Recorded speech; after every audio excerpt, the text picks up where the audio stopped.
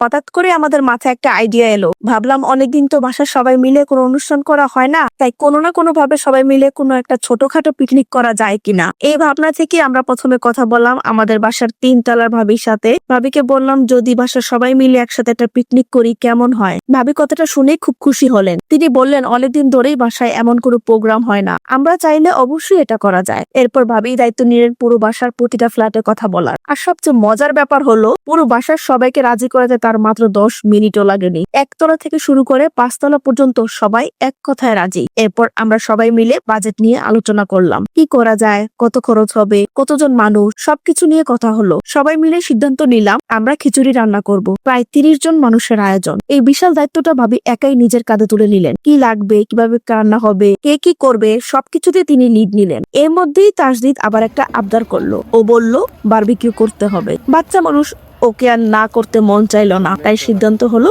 Barbecue থাকবে। তাই সব মিলিয়ে মুরগির বারবিকিউ, গরুর মাংস দিয়ে ভুনা খিচুড়ি আর সাথে ক্যাম্প ফায়ার। প্রোগ্রামটা যেন আরো জমে ওঠে। সবচেয়ে অবাক করার বিষয় হলো এই পুরো আয়োজন করতে জনপ্রতি মাত্র 200 টাকা করে চাঁদা নেওয়া হলো। এমনকি সবার জন্য 250 মিলির কোকো ছিল। বাবা যায়, মাত্র 200 টাকা এত কিছু। পিকনিকটা আমরা আমাদের বাসার ছাদেই আয়োজন করেছিলাম। 1 তলা থেকে শুরু করে 5 তলা পর্যন্ত সবাই উপস্থিত ছিল। বাসার সবাই একসাথে হাসি ঠাট্টা, খাওয়া দাওয়া। অনেকদিন পর এমন আনন্দ সত্যি অসাধারণ লাগছিল। এই পুরো পিকনিকটা এত সুন্দরভাবে সম্পূর্ণ করার জন্য বিশেষ ধন্যবাদ জানাই ফরহাদ ভাই আর ভাবিকে। তাদের দায়িত্ববোধ আর পরিশ্রমের কারণেই এই প্রোগ্রামটা এত সফল হয়েছে। এছাড়া বাসার প্রতিটা মানুষই নিজের মতো করে সহযোগিতা করেছে। কেউ রান্না বান্নায়, কেউ সেট আপে, কেউ পরিষ্কার কাজে। সবচেয়ে ভালো লেগেছে আমাদের এই ইউনিটি, এই একতাই আমাদের কাছে সবচেয়ে বড় পাওয়া। ইনশাআল্লাহ সামনে আমরা আরো এমন পিকনিক করব। এই ভালোবাসা আর একতা যেন সবসময় এমনই থাকে। ভিডিওটা যদি ভালো লেগে থাকে লাইক দিন, কমেন্ট করুন, আর এমন পারিবারিক ভিডিও পেতে চ্যানেলটা সাবস্ক্রাইব করতে ভুলবেন না।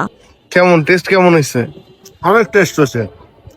সরষের তেলের ঘেরান আসতে আছে, লবণ মরিচ সব ঠিক আছে, মশলা সব ঠিক আছে। সবার জন্য দাওয়াত রইল।